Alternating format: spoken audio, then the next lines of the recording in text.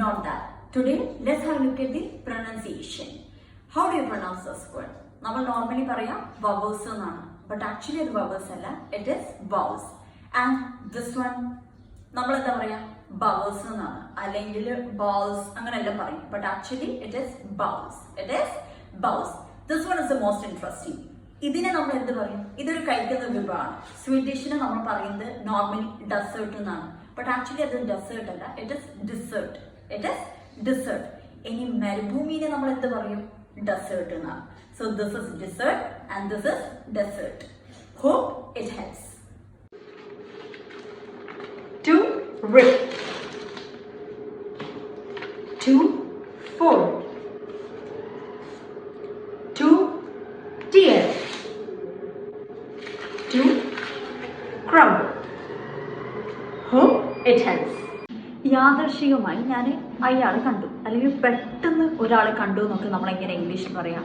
നമ്മളിങ്ങനെ പറയും I bumped into her. അപ്പോൾ BUMPED ആണ്. അപ്പോൾ ബംപ്ഡ് എന്ന് പറയണ്ട, I bumped into her.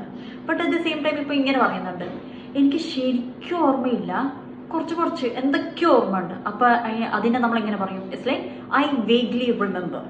I vaguely remember. അതിനെ വേഗ്ലി എന്ന് വായിക്കണ്ട. It's like I vaguely remember.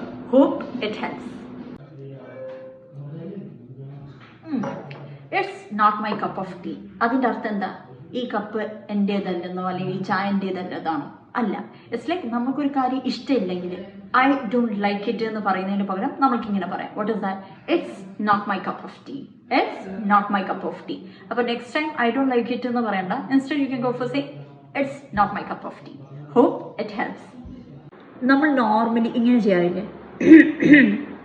അതിനെങ്ങനെ ഇംഗ്ലീഷിൽ പറയാം? അതിന് പറയാം to clear your throat. To clear your throat. ഇടയ്ക്കിടയ്ക്ക് ഇങ്ങനെ ആക്കില്ലേ? ഒന്നുകൂടി ആക്കാവേ. അതിൻ്റെ അർത്ഥം to roll your eyes. To roll your eyes. Hope it helps. ഇനി ഒന്ന് ഈ ആക്ഷൻ ഒന്ന് നോക്കിയേ. അതായത് ഇവിടെ എല്ലാം പൊന്തിയിട്ടെല്ലാം വരില്ലേ? അതിനെയാണ് നമ്മൾ പറയാം ടു സ്നാൾ. ടു സ്നാൾ. ഇനിയിപ്പോൾ ഈ കുഞ്ഞു മക്കളെല്ലാം ഇങ്ങനെ ചെയ്യില്ലേ, ലൈക്ക് അതിനെ നമ്മൾ പറയും to do raspberry. To do raspberry. എന്താ? To do raspberry. Hope it helps. ഇടയ്ക്കൊക്കെ നമ്മളിങ്ങനെ ഓടി വന്നിട്ട് പറയാറില്ലേ, അയ്യോ എനിക്ക് ശ്വാസം മുട്ടുന്നു എന്നല്ല നമ്മൾ പറയാറില്ലേ, എനിക്ക് ശ്വാസം വലിക്കാൻ പറ്റുന്നില്ല എന്നില്ല. അതെങ്ങനെയാണ് നമ്മൾ ഇംഗ്ലീഷിൽ പറയാം? പലപ്പോഴും നമ്മളിങ്ങനെ പറയും ഐ കാൺട്ട് ബ്രീത്ത് എന്നുള്ളത്. Actually it's a wrong usage. അതിൻ്റെ പകരം നമ്മൾ ഉപയോഗിക്കേണ്ടതാണ് I am out of breath. I am out of breath. I can't breathe എന്നല്ല, I am out of breath. Hope it helps. ഡേ 2 മണിയായല്ലോ, നിന്നെ കാണുന്നില്ല, നീ എവിടെ ഉണ്ട്? ഓ, നിന്റെ ഉച്ചക്കുള്ള ഉറക്കില്ലേ? ശരി വെക്ക്, പിന്നെ കാണാം. ഈ ഉച്ചക്കുള്ള ഉറക്ക് അല്ലെങ്കിൽ ഈ ആഫ്റ്റർനൂൺ നാപ്പിന് നമ്മൾ എന്ത് പറയും? ഒന്ന് നാപ്പ് എന്നാണ്, അല്ലെങ്കിൽ ഇങ്ങനെ പറയും സിയസ്റ്റ. എന്ത് പറയും? Siesta. Hope it helps. Afsa, is this your fiancee? നമ്മൾ നോർമലി ഇങ്ങനെ പറയാറില്ലേ, ബട്ട് ആക്ച്വലി ഫിയാൻസേന്റെ സ്പെല്ലിംഗ് നോക്കാം നമ്മൾക്ക്. ആൺകുട്ടിയാണെങ്കിൽ നമ്മൾ ഫിയാൻസേ എക്സാക്ട് വേർഡ് ചെയ്തു. പെൺകുട്ടിയാണെങ്കിൽ it will be like fiancee, ending will be 2E. But അത് നമ്മൾ പ്രൊണൗൺസ് ചെയ്യുന്ന സമയത്ത് it will be like fiance. It will be like ഫിയാൻസേ.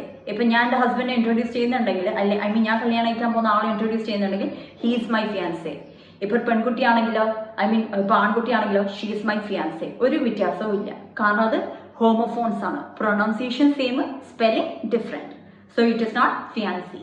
Hope it helps.